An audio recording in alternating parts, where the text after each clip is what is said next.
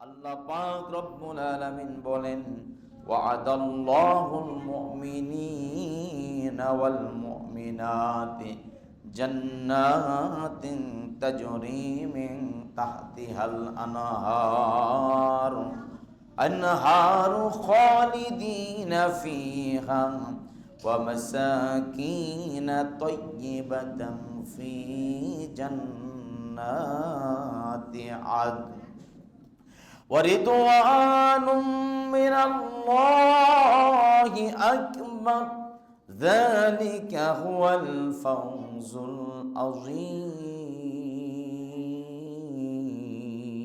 সম্মুখে আজ বন্ধুত্ব এবং শত্রুতার বিষয়ে আলোচনা করতে চাই যে বন্ধুত্ব গ্রহণের ব্যাপারে কি পন্থা অবলম্বন করতে হবে, আর কারোর সাথে শত্রুতা করার ক্ষেত্রে কোন পন্থা অবলম্বন করতে হবে, এ বিষয়ে আমাদের রসুল এবং কোরআন কি বলে এ বিষয়ে সংক্ষিপ্ত ইসলামী মাসআলার ক্ষেত্রে সামনে যতটুকু সম্ভব হয় সংক্ষিপ্তভাবে এ ব্যাপারে কোরআন ও সুন্নাহ থেকে আলোচনা হবে ইনশাআল্লাহ। মা তৌফিকি ইল্লা বিল্লাহ।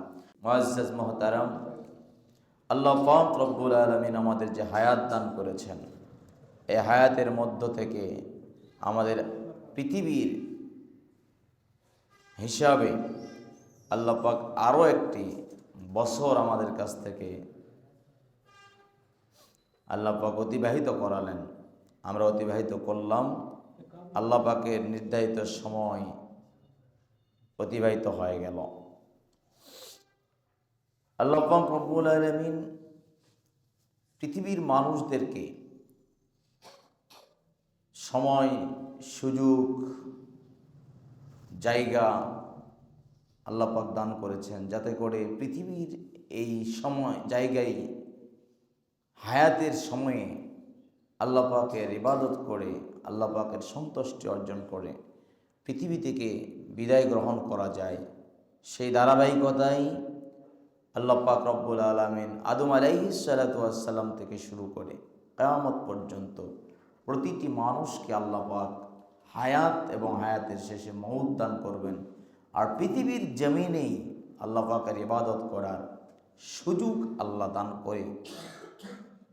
এই সুযোগকে যারা গ্রহণ করে তারা আল্লাহ পাকের রেজাবন্দি হাসিল করে আল্লাহ পাকের মাহবুব তথা প্রিয় বান্দা হিসেবে পরিগণিত হবে। আর যারা রব্বে করিম আল্লাহ তাআলার সন্তুষ্টির বহির্ভূত কাজগুলো করে, সন্তুষ্টির অপোজিট আল্লাহ পাকের রেজাবন্দির বদলে যারা আল্লাহ পাকের নাফরমানিতে লিপ্ত হয়, আল্লাহ পাক তাদের এই কার্যাবলীর কারণে আল্লাহ পাকও তাদের উপর নাখুশ হয়ে যান, নারাজ হয়ে যান, অসন্তুষ্ট হয়ে যান, বলছি নাউযুবিল্লাহ। আর তাদের জন্য আছে চরম যন্ত্রণাদায়ক, কষ্টদায়ক আযাব তথা শাস্তি।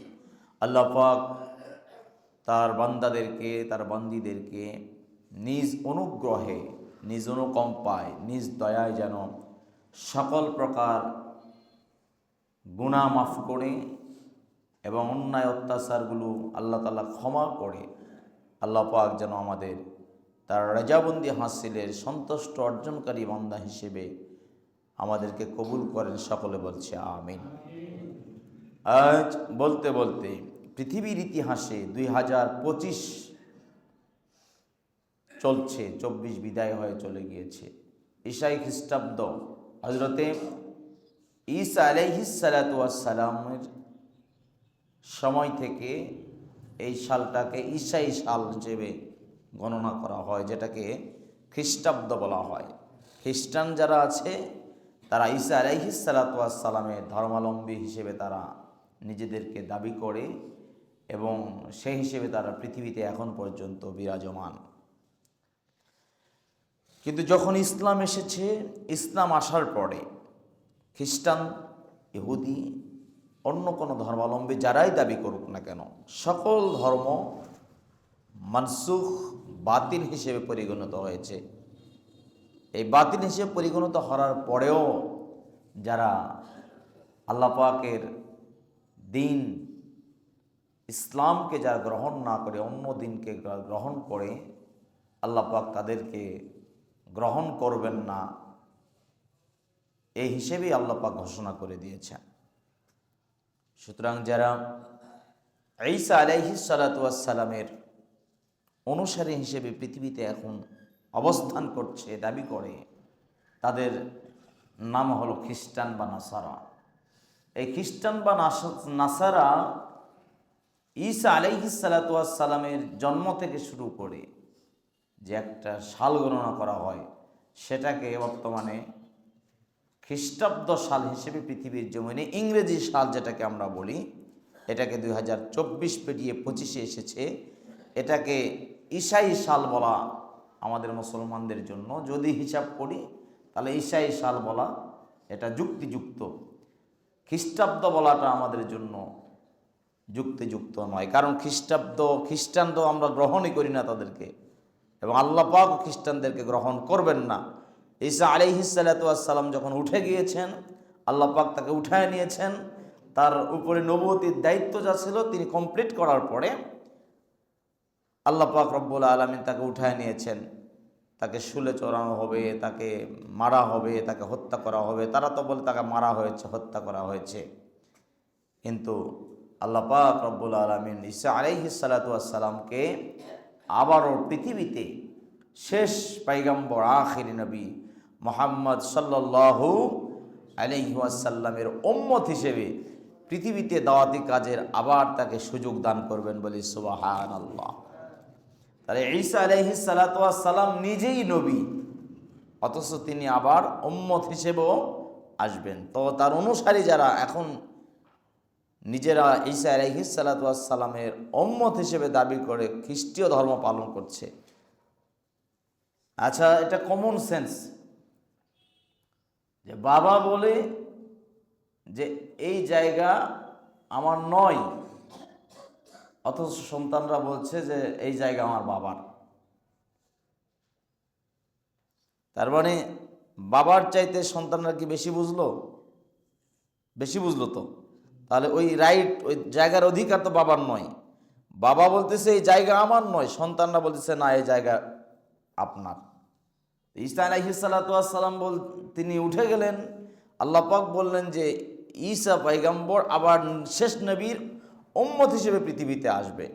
সুতরাং তোমরা যারা ঈসা আলাইহিস সালাতু ওয়াস সালামকে নবুয়ত হিসেবে নবুয়তি গ্রহণ করে তাকে নবী মেনে তোমরা যারা ইবাদত করছো, তোমরা ভুলের মধ্যে আছো। কারণ ঈসা নবী নিজেই তো দায়িত্ব সমাপ্ত করার পরে আখিরি নবীর উম্মত হিসেবে পৃথিবীতে আসবে। সুতরাং সেই নবীর তোমরা আবার কেমনে উম্মত হিসেবে দাবি করো? এটা তার ভুলের মধ্যে নাই, বাবাকে অমান্য করার মতো।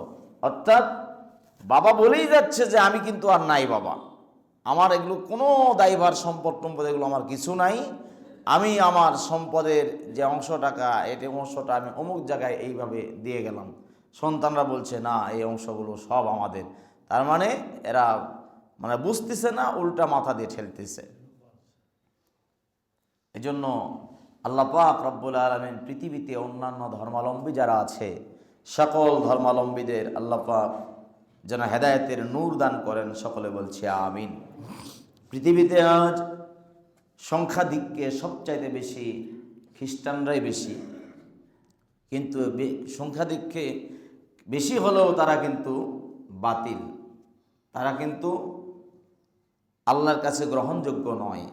এই মুহূর্তে গোটা পৃথিবীতে যত ধর্মাবলম্বী আছে সমস্ত ধর্মাবলম্বীদের মধ্য থেকে আল্লাহ পাকের কাছে কেবলমাত্র একমাত্র মনোনীত ধর্মাবলম্বী তারা যারা ইমানদার, যারা মুমিন, যারা মুসলমান বলি সুবহানাল্লাহ।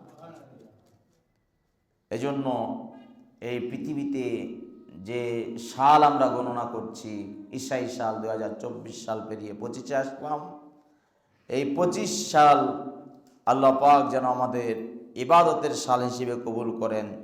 বিগত 24 সাল যেটা আমরা পেরিয়ে আসলাম, পাস্ট করলাম, অতীত হয়ে গেল, এই সালের যত গুনাহগুলো আছে আল্লাহ পাক যেন সমস্ত গুনাহগুলো যেন মাফ করে আমাদেরকে শান্তিময় জীবন, আখিরাতের পথে অর্জনের জীবন অর্জনের তৌফিক আল্লাহ দান করেন, সকলে বলছে আমিন। সম্মানিত উপস্থিতি, আমি আপনাদের সম্মুখে আজ বন্ধুত্ব এবং শত্রুতার বিষয়ে আলোচনা করতে চাই। যে বন্ধুত্ব গ্রহণের ব্যাপারে কি পন্থা অবলম্বন করতে হবে, আর কারোর সাথে শত্রুতা করার ক্ষেত্রে কোন পন্থা অবলম্বন করতে হবে, এ বিষয়ে আমাদের রসুল এবং কোরআন কি বলে, এ বিষয়ে সংক্ষিপ্ত ইসলামী মাসআলার ক্ষেত্রে সামনে যতটুকু সম্ভব হয় সংক্ষিপ্তভাবে এ ব্যাপারে কোরআন ও সুন্নাহ থেকে আলোচনা হবে ইনশা আল্লাহ। মা তৌফিক ইল্লা বিল্লাহ। প্রথমেই কোরআনুল কারীম আল্লাহ পাক মুমিনদেরকে আল্লাহ পাক রব্বুল আলামিনকেই একমাত্র অভিভাবক হিসেবে গ্রহণ করার ঘোষণা আল্লাহ পাক দিয়ে দিয়েছেন। আর মুমিনরা মুমিনদেরকেই কেবলমাত্র বন্ধু হিসেবে গ্রহণ করবে। ইহুদি বা নাসারা বা অন্যান্য ধর্মাবলম্বীদেরকে কখনো বন্ধু হিসেবে গ্রহণ করবে না। আল্লাহ পাক এই ঘোষণাটাই তিনি দিয়েছেন। সূরাতুত তাওবার ৭১ নম্বর আয়াত আল্লাহ পাক রব্বুল আলামিন বলেন, আউযু বিল্লাহি মিনাশ শাইতানির রাজীম। ওয়াল মুমিনুনা ওয়াল মুমিনাতু বা'দুহুম আউলিয়াউ বা'দ ইয়া'মুরুনা বিল মা'রুফি ওয়া ইয়ানহাউনা 'আনিল মুনকার ওয়া ইউকিমুনাস সালাতা ওয়া ইউতুনাজ যাকাতা ওয়া ইউতিউনাল্লাহা ওয়া রাসূলাহু উলাইকা সায়ারহামুহুমুল্লাহ ইন্নাল্লাহা আজিজুন হাকীম। আল্লাহ পাক রব্বুল আলামিন বলেন, যারা মুমিন হবে, যারা মুমিনা হবে, প্রত্যেক মুমিন নারী এবং পুরুষ যারা হবে, এরা বন্ধুত্বের ক্ষেত্রে অবশ্যই নারী এবং পুরুষ উভয়ই তারা মুমিনদেরকেই বন্ধু বান্ধব হিসেবে গ্রহণ করবে। যখন কোনো মানুষ মুমিন হওয়ার পরে, মুসলমান হওয়ার পরে, ঈমান গ্রহণ করার পরে মুমিনকেই, মুমিনদেরকেই বন্ধু হিসেবে গ্রহণ করবে। আল্লাহ পাক রব্বুল আলামিন বলেন, ওয়া'আদাল্লাহুল মুমিনিনা ওয়াল মুমিনাতি জান্নাতিন তাজরি মিন তাহতিহাল আনহারু খালিদিনা ফিহা ওয়া মাসাকিনা তাইয়্যিবাতান ফি জান্নাতি আদন وَرِضْوَانٌ مِّنَ اللَّهِ أَكْبَرُ ذَلِكَ هُوَ الْفَوْزُ الْعَظِيمُ। আল্লাহ পাক রব্বুল আলামিন বলেন, যখন কোনো মুমিন বান্দার সাথে বন্ধুত্ব করবেন, যখন কোনো মুমিনার বান্দির সাথে বান্ধবী তথা বন্ধুত্বের সম্পর্ক গড়ে তুলবে, আর বন্ধুত্ব গ্রহণ করার পরে নেক আমল করার আশায় নিজেরা নেক আমল করতে থাকবে, ভালো কাজের জন্য মানুষদেরকে আদেশ করবে, সহযোগিতা করবে, মন্দ কাজ যেখানে দেখবে মন্দ কাজের প্রতিহত করবে, বাধা প্রদান করবে, মন্দ কাজ হতে দেবে না, এবং নিজেরা নেক আমল করার পাশাপাশি অন্যদেরকে নেক আমলের প্রতি উদ্বুদ্ধ করবে। বদ আমল নিজে তো করবেই না, অন্যরা যখন বদ আমলের দিকে ঝুঁকে যাবে তাদেরকে বদ আমল থেকে ফেরানোর জন্য সর্বোচ্চ চেষ্টা করবে। বদ আমলে, বদ কাজে, খারাপ সমাজ, ইসলাম গ্রহীত শরীয়ত বিবর্জিত কাজগুলোকে বাধা প্রদান করবে। আল্লাহ পাক বলেন, ইয়ামুরুনা বিল মা'রুফি ওয়া ইয়ানহাউনা আনিল মুনকার, যারা নেক কাজে সহযোগিতা করবে, আদেশ করবে, অসৎ কাজে যারা বাধা প্রদান করবে, ওয়া ইউকিমুনাস সালাতা ওয়া ইউতুনাজ যাকাত, কালেমাওয়ালা মুসলমান হওয়ার কারণে, ঈমান আনার কারণে, ঈমানের দৌলত পাওয়ার কারণে যখন বালেগা হয়ে গিয়েছেন, যখন তার বয়সে পূর্ণতা চলে এসেছে, যখন সে ইবাদত করার মতো আল্লাহর পক্ষ থেকে আদিষ্ট হয়েছে, বয়স হয়ে গিয়েছে। রসুল বলেন মুরু আওলাদিকুম সাবা মাররা, যখন তোমার সন্তানের বয়স 7 বছর হয়ে যাবে তখন তাকে নামাজের জন্য তুমি আদেশ দিতে থাকো। যখন তোমার সন্তানের বয়স 10 বছর হয়ে যাবে তখন সন্তানকে আদেশের পাশাপাশি তাদেরকে নিজে হাত ধরে ধরে, এমনকি প্রয়োজনে তাগিদে ইসলামের জন্য, অনুশাসনের জন্য, আদর্শ রক্ষার জন্য, নিজেকে আদবী আখলাক চরিত্রবান উত্তম চরিত্রের অধিকারী হওয়ার জন্য, এই ছেলেটাকে মানুষের মতো মানুষ করার জন্য তুমি তাকে প্রয়োজনে বেত্রাঘাত করো, বিছানা আলাদা করো, তাকে তুমি প্রহার করে হলেও নামাজের জন্য, অনেক কাজের জন্য তাকে শিক্ষা দাও। আমি রসুল তোমাকে আদেশ দিয়া দিলাম। আল্লাহ পাকের রসুল বলেন যখন সন্তান বালেগ হয়ে যাবে, যখন সন্তান বালেগা হয়ে যাবে, নারী হোক আর পুরুষ হোক, ছেলে হোক আর মেয়ে হোক, এই সন্তানরা নামাজ নিজেরা আদায় করবে, সন্তানদেরকে আদেশ করবে।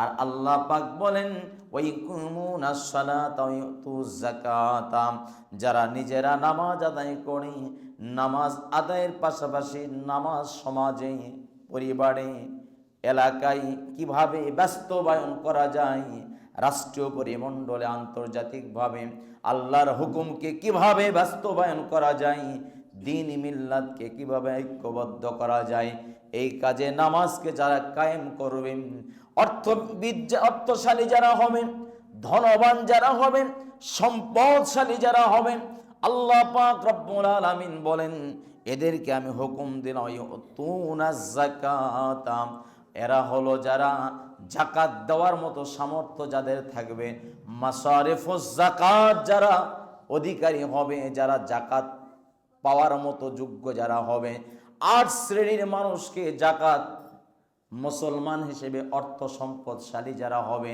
যাকাত দাতাগণ 8 শ্রেণীর মানুষের মাঝে যাকাতগুলো বিতরণ করবে। আল্লাহ বলেন ওয়ায়ুতিউনাল্লাহা ওয়া রাসূলাহু, নিজেরা তো নেক আমল করলো, পাশাপাশি আল্লাহ পাকের হুকুম পালন করার জন্য, আল্লাহর হুকুম আদায় নিজেরা করবে, অন্যদেরকে আদায়ের জন্য তারা উদ্বুদ্ধ করবে, চেষ্টা করতে থাকবে। আল্লাহকে আনুগত্য করলো, রসুলকে যারা আনুগত্য করলো, আল্লাহ পাক রব্বুল আলামিন বলেন উলাইকা সায়ারহামুহুমুল্লাহ, আল্লাহ পাক অবশ্যই অতি দ্রুত, খুব তাড়াতাড়ি তাদের উপরে খাস রহমত নাজিল করবেন। বলি সুবহানাল্লাহ। আল্লাহ বলেন ইন্নাল্লাহা আজিজুন হাকিম, তিনি পরাক্রমশালী, তিনি প্রজ্ঞাময়, তিনি সব কিছু করেন, তিনি রহমান, তিনি রহিম, তিনি গফুর, তিনি গফফার। এখানে এই আয়াতে কারিমার মধ্যে আল্লাহ পাক মুমিনদেরকে কয়েকটা নসিহত করেছেন। এর মধ্যে প্রথম নসিহত হলো ওয়াল মুমিনুনা ওয়াল মুমিনাতি বাদুহুম আউলিয়াউ বাদ। প্রথম নসিহত হলো, প্রথম কাজ হলো মুমিনরা মুমিনদেরকেই কেবলমাত্র বন্ধু হিসেবে, অভিভাবক হিসেবে, ঘনিষ্ঠ হিসেবে গ্রহণ করবে। বলে সুবহানাল্লাহ। 1 নম্বর কাজ হলো বন্ধুত্ব নির্বাচনের ক্ষেত্রে কোনো বেঈমানকে বন্ধু হিসেবে গ্রহণ করা যাবে না। কোনো খ্রিস্টান, কোনো ইহুদি, কোনো নাসারা, কোনো হিন্দু, কোনো বৌদ্ধ, অন্য কোনো ধর্মাবলম্বীদেরকে বন্ধু হিসেবে গ্রহণ করা যাবে। আর রাসূল বলেছেন মান তাশাব্বাহা বিকওমিন ফাহুয়া মিনহুম, যার সাথে যার মহব্বত তার সাথে তার কিয়ামত, তার সাথে তার হাসর, কিয়ামতের ময়দানে তার সাথেই তাকে উঠানো হবে। 31st নাইট যারা পালন করেছে, গতকালকে আফসোস ও পরিতাপের বিষয়, ইয়াং ছেলেরা আনন্দ করবে, সে আনন্দতে যদি গান বাজনা হয় সেটা তো পরিতাপের বিষয়। এই পাশে বিল্ডিংয়ে কবরস্থান, নিচেই কবর, উপরে এমনভাবে বক্স বাজাইছে ছেলেগুলো, কবরস্থানে কবরের ইজ্জত তো রক্ষা হয় নাই, সেটা তো পরের বিষয়। আমাদের নামাজের সময়টাতে তো ওদের বন্ধ করা দরকার ছিল। আমাদের নামাজে তারা ডিস্টার্ব করছে, গতকালকে মাগরিবের সময় ডিস্টার্ব করছে, এশার সময় ডিস্টার্ব করছে। এদের তো একটু কমন সেন্স থাকা দরকার ছিল। আমি পারছি না এখানে সেই ক্ষমতা, আল্লাহ পাক আমাকে যদি তৌফিক দান করেন, সেটা যদি আল্লাহ পর্যায়ক্রমে তৌফিক দান করেন সেটা হয়তো বা হবে। আমি বরিশালে যেখানে অবস্থান করছিলাম ওই এলাকায় ইমামতি করা অবস্থায় আমি বলেছিলাম, এলাকায় কোনো বিয়ে, কোনো খতনা, কোনো অনুষ্ঠান, কোনো ইত্যাদিতে যদি কোথাও গান বাজে আমি তো যাবই না, আর আমি ইমামতি করা অবস্থায় এখানে যদি কেউ মারা যায় আমি অন্তত তাদের জানাজা পড়াবো না। এবং আল্লাহ পাক একটা ক্ষমতা দিয়েছেন, একটা সেই পর্যায়ে এসেছিলাম ওই এলাকার যত ইমাম সাহেব ছিল সকল ইমাম সাহেব আমার সাথে ঐক্যমত পোষণ করেছিলেন যে এলাকায় যদি কেউ মারা যায় ওই রুহুল আমিন জয়পুরি সাহেব যদি ইমামতি না করে তাহলে তো আমাদের ইমামতি করার সুযোগ আর নাই। সুতরাং সকল ইমামরা যখন আমরা এক হয়েছিলাম এবং কমিটির দায়িত্বশীল খুব ভালো ছিলেন, আর ওখানে উর্বর জায়গা ছিল। আল্লাহর ওলি বর্তমান কারামত আলী জনপুর রহমতুল্লাহর বংশধর কয়েকদিন আগে ইন্তেকাল করেছেন হাসনাইন আহমদ সিদ্দিকী জনপুরি আল কুরাইশি রহমতুল্লাহ আলাই কয়েকদিন আগে ইন্তেকাল করেছেন। 107 বছর বয়সে তিনি ইন্তেকাল করলেন। তার একটা খাস নজর আমাদের উপর ছিল, যে কারণে ওই এলাকায় আবাদ করা সহজ হয়েছে। আমি নিজে একটা প্রোগ্রামে তারা এলান শোনার পরে তারা বুঝতে পারে নাই, একটা পিকনিক করতেছিল তারা একটা বেকারি দোকানে। তো বেকারি আলা নিষেধ করছে যে হুজুর কিন্তু জানতে পারলে সমস্যা হবে, বেকারি আলা বলে চলে গিয়েছে। তো ছেলে পেলে তো বোঝে নাই, কর্মচারীরা ইচ্ছা মতো বক্স বাজাচ্ছিল। ওরা মনে করছে হুজুর তো নাই, মাহফিলে চলে গিয়েছে। তো মাহফিল থেকে আসার টাইমে বাজনার শব্দ শুনতে পাইলাম। পরে আমি হুন্ডা থেকে নামলাম, নামার পরে এলাকার কিছু ছেলেপেলে, একা গেলে তো ছেলেপেলে তো বোঝেন কখন কি অবস্থা, তো এই জন্য মোটামুটি এলাকার কিছু ইয়াং ছেলেদেরকে নিয়ে গেলাম। যাওয়ার পরে ওদেরকে প্রথমে ডাক দিলাম, এমন তো এদিক সেদিক দৌড়াদৌড়ি। একজন না বুঝে তো আসে না কিছু বেয়াদব কোয়ালিটি ছেলে, তো এসে আমার সাথে কথা বলবে। এই মুহূর্তে মোটামুটি আল্লাহর দিকে তাকিয়ে ওই পুরাপুরি অ্যাম্পলিফায়ারের দিকে এমন জোরে একটা দিলাম, অ্যাম্পলিফায়ার 2 ভাগ হয়ে গেল। এরপরে বক্সে একটা দিলাম আচ্ছা মতো, বক্সের পর্দা গেল ফেটে। এরপরে কে কোন দিকে দৌড় দিল আর কোনো দিস না। ওই পর থেকে যে 4-5 বছর এলাকা ছিলাম আল্লাহর রহমতে, 4-5 বছর, আর একটা বক্স অ্যাম্পলিফায়ার কোনো খতনা বিবাহ এই শিয়াবিজাবিতে কোনো দিন আর কোনো বক্স বাজে নাই। তো এখানে তো পারছি না, কারণ এখানে উর্বর জায়গা নয়। জয়পুরহাট আমাদের বৃহত্তর উত্তরবঙ্গটা উর্বর জায়গা নয়, অনুর্বর জায়গা। এখানে আল্লাহর ওলিদেরকেও মানুষরা তেমন তোয়াক্কা করে না, ওলামায়ে কেরামদেরকেও মানুষরা তেমন তোয়াক্কা করে না। এই জন্য এলাকার উপরে রহমতের বদলে গজব, রহমতের বদলে গজব তো নয়, বালা মুসিবত, রহমতের বদলে আযাবটা বেশি আসে। আল্লাহ পাক এই আযাব থেকে যেন মুসলিম উম্মাহকে পরিত্রাণ দান করেন, সকলে বলছে আমিন। আমরা আশা যেটা করছি, এই আশায় যুবকদেরকে নিয়ে যে আশা করছি, যুবকরা সে আশার বদলে অনাশায় আমাদেরকে হতাশার মাঝে ফেলাচ্ছে। অথচ এই যুবকরা কেউই মারা যায় না পৃথিবীতে, কারণ অনেক যুবকই তো এখন সবাই যুবকই থাকে, বৃদ্ধ হওয়া ছাড়া তো কেউ মারা যায় না, এরকমই তো নাকি বলেন? যুবকও মারা যায়, যুবকরাই এখন বেশি মারা যাইতেছে, প্রেমে ছাকা খেয়ে মারা যাইতেছে, এরপরে ডান্ডি খাইতে খাইতে মারা যাইতেছে, জুতার গাম খেতে খেতে মারা যাইতেছে, ইয়াবা খেতে খেতে মারা যাইতেছে, হিরোইন খাইতে খেতে মারা যাইতেছে, হিরোইন পায় না এই জন্য মাকে জবাই করতেছে, এরপরে টাকা পাইতেছে নেশার জন্য, এই জন্য বাবাকে আঘাত করতেছে। তার মানে যুবকরাই এখন উদ্ভট চিন্তা ভাবনা মাথায় রেখে যুবকরাই ডিসলাইনে চলে যাচ্ছে, তারা এই লাইন হারা হয়ে যাচ্ছে। তারা বাবা মাকে যেমন কলঙ্কিত করছে, নিজেরাও জীবনটাকে নিঃশেষ করে দিচ্ছে। জোরে বলুন ঠিক কিনা? এ থেকে জাতিকে উত্তোলনের জন্য যুবকদেরকেও সচেতন হতে হবে, পাশাপাশি আমাদেরকেও সচেতন হতে হবে। আজকে আপনার সন্তান যদি আপনার উপর চড়াও হয় তাতে কোনো আপত্তি নাই। অনেক কথা, একটা প্রবাদ বাক্য অনেক সময় বলা হয়, দুষ্ট গরুর চাইতে, অনেক সময় এই প্রবাদ বাক্যটা মেনে নেওয়া ভালো। আবার এই প্রবাদ বাক্য মেনে নিয়েন না সব সময় যে নাই মামার সে কানা মামা ভালো। এই প্রবাদ বাক্য সবসময় ভালো নয়। জোরে বলুন ঠিক কিনা? এটা ওই সময় ভালো যেই সময় একটা ল্যাংড়া ছেলে শত চেষ্টা করছে ওই ছেলেটাকে মূল্যায়ন করা। আমরা সমাজে এখন ছেলেদের প্রতি ইনসাফ করছি না, মেয়েদের প্রতি ইনসাফ করছি না।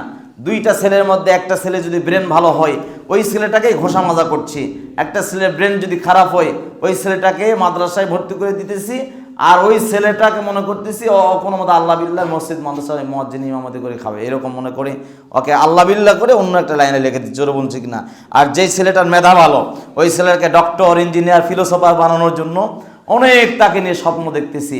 আচ্ছা বলেন, ডক্টর হওয়ার মালিককে, ডক্টর করানোর মালিককে, মেধা দেওয়ার মালিককে? রাস্তায় অনেক অনেক মেধাবীকে দেখেছি, অনেক ডাক্তারকে দেখেছি, অনেক ইঞ্জিনিয়ার দেখেছি, অনেক ফিলোসোফার দেখেছি, অনেক প্রফেসর দেখেছি, রাস্তা রিক্সা চালায়, অনেক পাগল হয়ে ঘুরতেছে, এরকম অনেক ডাক্তার দেখেছি, জোরে বলুন ঠিক কিনা। আল্লাহর ফজলে কোনো পাগলকে রাস্তায় ঘুরতে দেখি নাই, আল্লাহর ফজলে কোনো আলেমকে রাস্তায় পাগল হয়ে ঘুরতে দেখি নাই, আল্লাহর ফজলে কোনো হাফেজকে রাস্তায় কলঙ্কিত অবস্থায় দেখি নাই, কোনো ইমামকে রাস্তায় ভিক্ষা করতে দেখি নাই, জোরে বলুন ঠিক কিনা। ডাক্তার, ইঞ্জিনিয়ার, যারা বড় বড় প্রফেসর হয়, এরাই বাবা মাকে কষ্ট দেয়, এরাই ওল্ড হোমে রেখে দেয় মা বাবাকে, জোরে বলুন ঠিক কিনা। কোনো রিক্সা চালক, কোনো শ্রমিক, কোনো ড্রাইভার, কোনো খেটে খাওয়া মানুষ মা বাবাকে বৃদ্ধাশ্রমে রেখে দেয় না। টাকার পাওয়ার এত, ক্ষমতার পাওয়ার এত, সামাজিক অবস্থা এমন হয়ে যায়, নিজের মা বাবাকে পর্যন্ত এই বর্মিয়া চাকর পরিচয় দেয়, জোরে বলুন ঠিক কিনা। বাড়িতে অতিথি আসলে মা বাবাকে পরিচয় দেয় কাজের মানুষ, কাজের বুয়া, কাজের লোক। এই সম্মানের কি দরকার?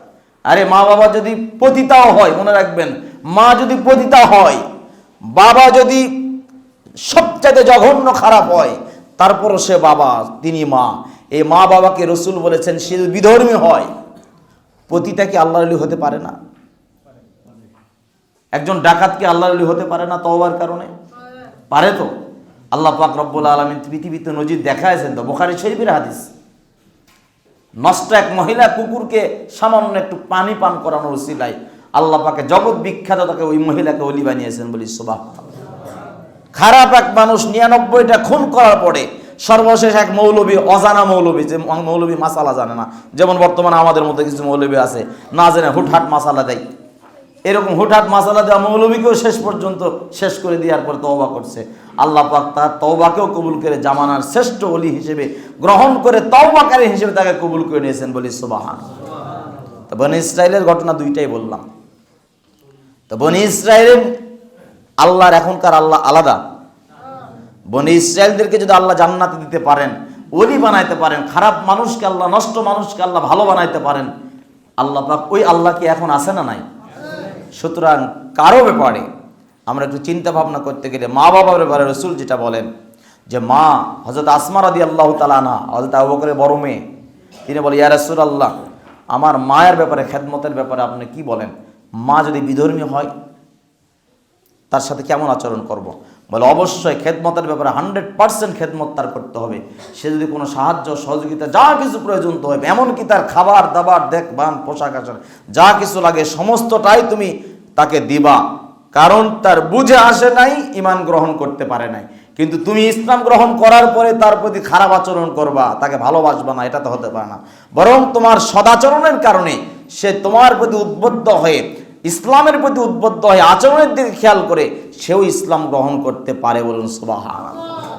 এরকম তো হয়েছে, অনেক হয় নাই যে এত কষ্ট দেওয়ার পরও সন্তানকে এত কষ্ট দিল, এরপরে সন্তান যখন ইসলাম থেকে চলে যায় না, মা বাবার খেদমত থেকে দূরে থাকে না, তখন এই সন্তানকেই আল্লাহ পাক ওই মা বাবার ইসলাম গ্রহণে একটা উত্তম মাধ্যম বানিয়ে নিয়েছেন, বলি সুবহানাল্লাহ।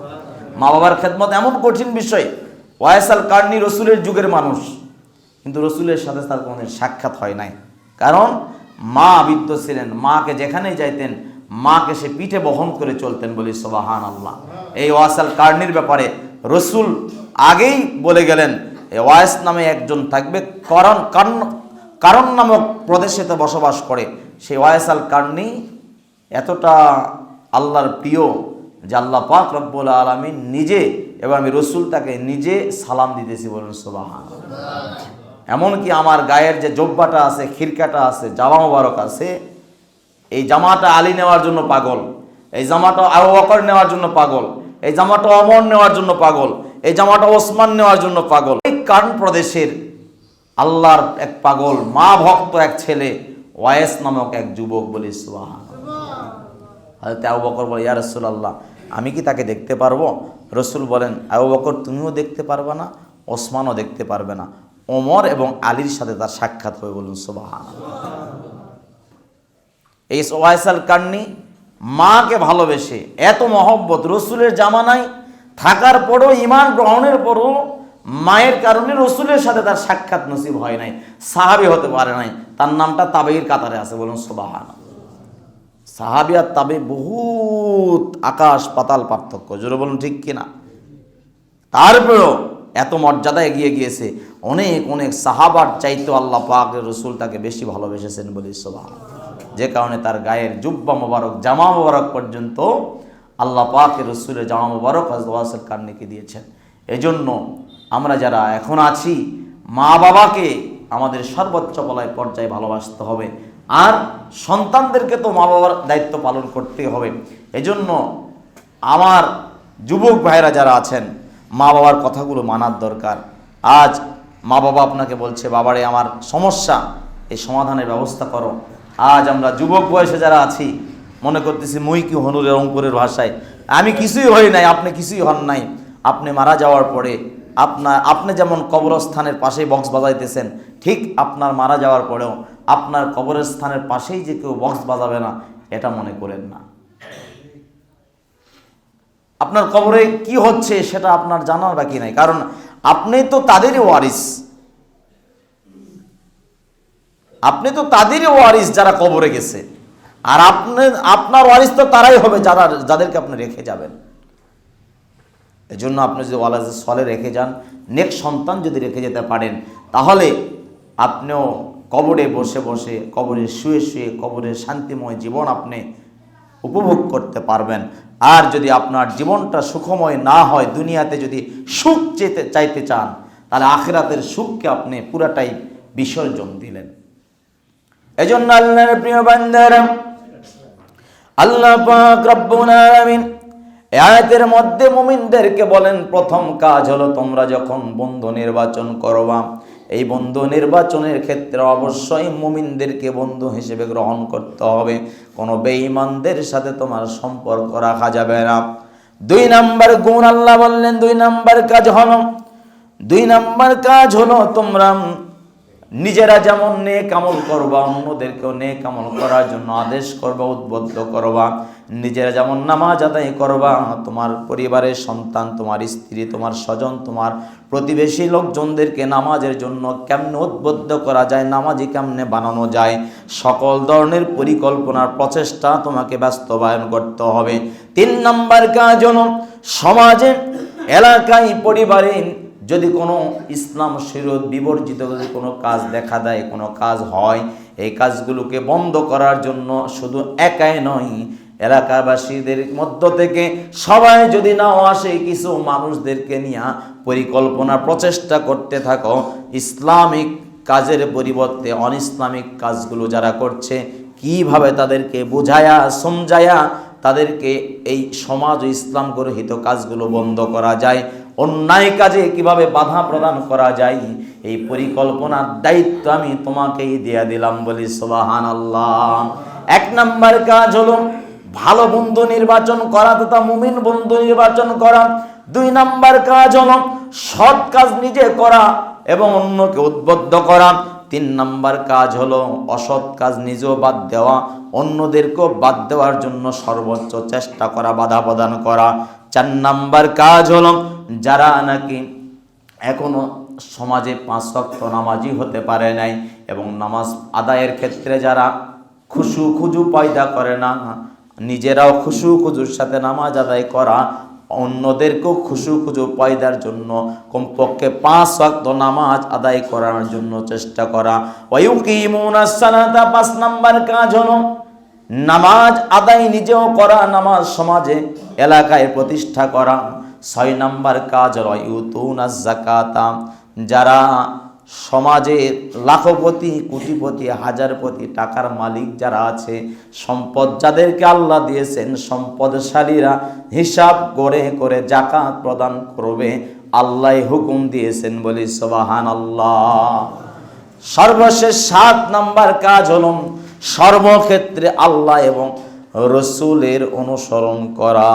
সর্বক্ষেত্রে আল্লাহ এবং রাসূলের অনুসরণ করা। 1 নাম্বার মুমিন বন্ধু নির্বাচন করা, 2 নাম্বার সৎ কাজে আদেশ করা, 3 নাম্বার অসৎ কাজে বাধা প্রদান করা, 4 নাম্বার নামাজ আদায় করা, 5 নাম্বার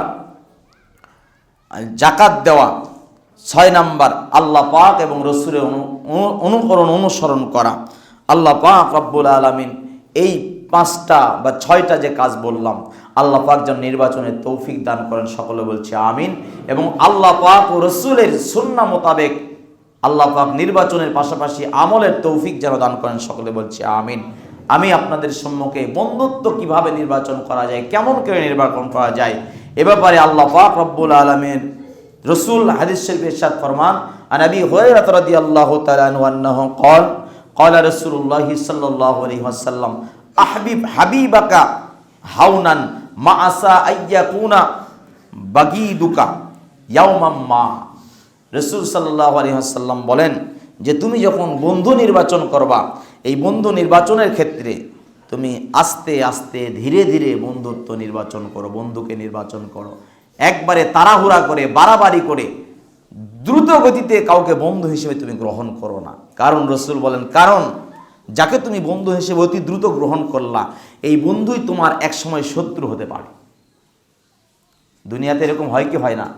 রাজনৈতিক কারণে গত 15 বছর যারা ক্ষমতায় ছিল, এদের মধ্যে থেকে ভোলার এক এমপি ছিল, যার নাম আমি বলছি না, ইনি বন্ধুত্বকে গ্রহণ করে বন্ধুকে কাজে লাগিয়ে উনি এমপি হলেন।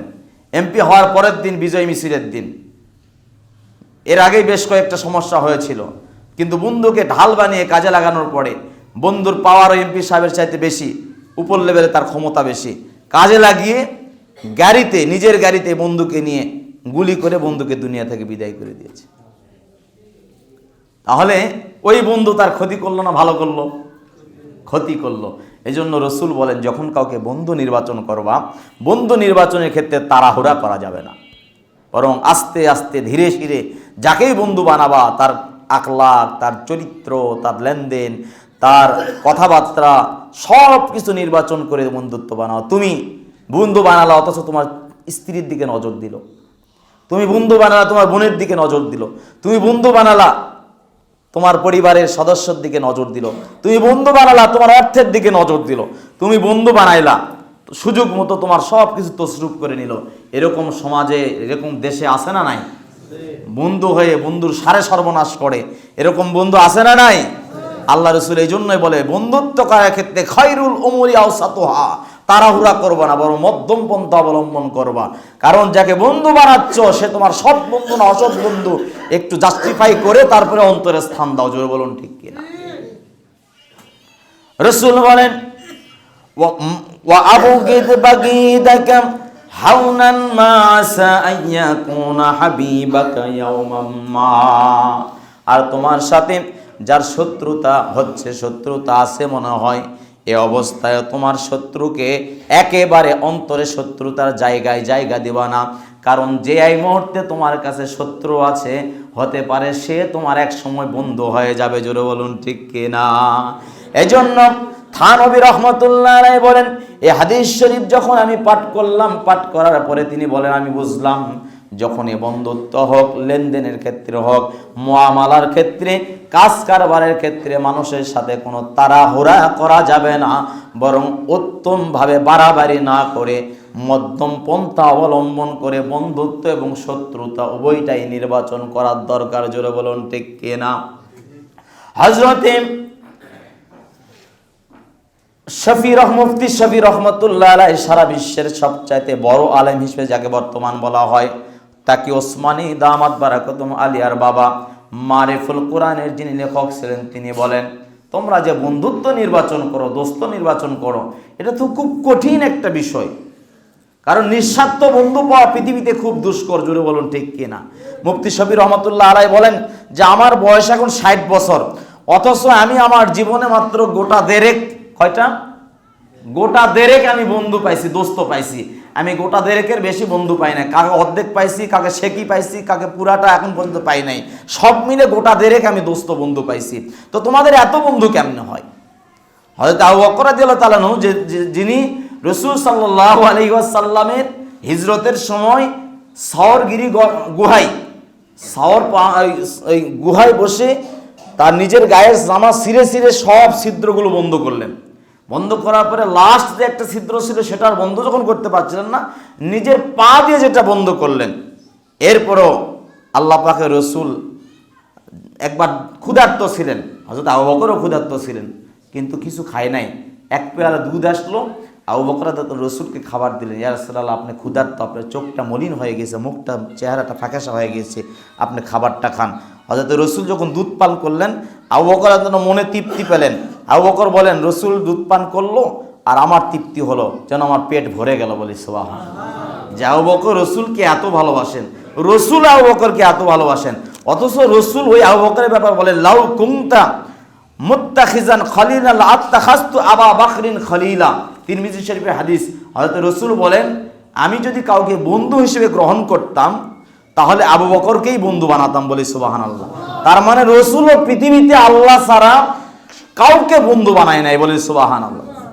শুধু বন্ধু বলছেন, প্রকৃত বন্ধুকে আল্লাহ। এজন্য আল্লাহ বলেন, একমাত্র ইন্নামাল মুমিনুনা ইখওয়া, মুমিনরা শুধু ভাই ভাই, কিন্তু আল্লাহু ওয়ালিয়ুল্লাযিনা আমানু, মুমিনদের একমাত্র বন্ধু হলো আল্লাহ। বলে সুবহানাল্লাহ। এজন্য আমাদের একমাত্র বন্ধুকে আল্লাহ। আল্লাহকে বন্ধু বানিয়ে রসুলকে মহব্বত করে সুন্নতের উপর চলবো। হযরত রসুল আবু বকরকে এত ভালোবাসতেন, তারপরও প্রকৃত একদম বন্ধু তিনি নয়। একদম বন্ধুকে আল্লাহ। এজন্য হযরতে কাজী বুক্কার ইবনে কুতাইবা রাদিয়াল্লাহু রাহমাতুল্লাহ আলাইহি বলেন, হযরতে ইমাম তাহাবী রহমতুল্লাহ আলাইহির উস্তাদ তিনি ছিলেন, তিনি মুহাদ্দিস ছিলেন, বুখারী শরীফ পড়াতেন এবং তাহাবী শরীফ পড়াতেন। ইনি বাদশার সাথে একটা সম্পর্ক ভালো ছিল, যে কোনো ব্যাপারে বাদশাহ তাকে রায় দিতেন, তার ব্যাপারে রায় গ্রহণ করতেন। বাদশাহ একদিন তাকে বললেন, ঠিক আছে তোমাকে বিচারকের দায়িত্ব দিলাম, তাকে রাজত্বে বিচারকের দায়িত্ব। একদিন একটা ঘটনা, বিচার করতে গিয়ে বাদশার বিরুদ্ধে বিচার চলে গিয়েছে। এখন বাদশাহ খেপে গিয়েছে, তোমাকে এত কিছু দিলাম, দান তহফা হাদিয়া তহফা ইত্যাদি ইত্যাদি দিলাম, আর তুমি আজকে আমার বিরুদ্ধে কথাবার্তা বলতেছো, যাও তোমাকে বরখাস্ত করা হলো এবং তোমাকে শাস্তির আওতায়, আর তোমাকে যত সম্পদ দিয়েছি ওকে বলে দাও সব সম্পদ যেন আমার ফেরত দেয়। আচ্ছা বলেন, 5, 7, 10 বছরে যদি আপনি আমাকে হাদিয়া দেন, কখন কি দিয়েছেন আমি কি ফেরত দিতে পারবো? আচ্ছা 10 বছরের মহব্বত ছিল, আপনি আমাকে টাকা দিয়েছেন, পয়সা দিয়েছেন, ঘর দিয়েছেন, বাড়ি দিয়েছেন, এমুক জুমুক এই সেই আমি ইত্যাদি ইত্যাদি দিয়েছেন। 10 বছর পরে আপনার সাথে আমার সম্পর্ক খারাপ হয়েছে, আপনাকে বলছে হুজুরকে যা দিছি হুজুর সব যেন ফেরত দেয়, আমি পারবো, দিতে পারবো? কিন্তু কাজী বুক্কার ইবনে তাহাব রহমতুল্লাহ আলাইহি তিনি বলেন, উনি তার ওই জায়গায় যে বলেছিল, সংবাদ দিয়েছে, সব হযরত ফেরত চেয়েছেন, বাদশাহ ফেরত চেয়েছেন, উনি একটা দরজা খুলে ঘরের মধ্যে বলছে, এই যে ঘর দেখতেছ, এই ঘরের মধ্যে তোমার বাদশাহ আমাকে যা কিছু দিয়েছিল দীর্ঘ 10-12 বছরে সব কিছু এখানেই আছে, একটা ব্যাগও আমি খুলি নাই, পোটলা আমি খুলি নাই, তুমি নিয়ে যাও। বলি সুবহানাল্লাহ। বলে কেন খোলেন নাই? খুলি না এই জন্য, রসুল বলেছেন, আহাবিব হাবিবাকা হাওনান মা আসাইয়াকুনা বাগিদুকা, তুমি তোমার বন্ধুকে এইভাবে নির্বাচন করে একটু আস্তে আস্তে নির্বাচন করো, কারণ তোমার বন্ধু সে শত্রু হতে পারে, কারণ এত বাদশাহ, এত নামে বাদশাহ, এত আল্লাহর নয়, এ আমার একসময় শত্রু হতে পারে।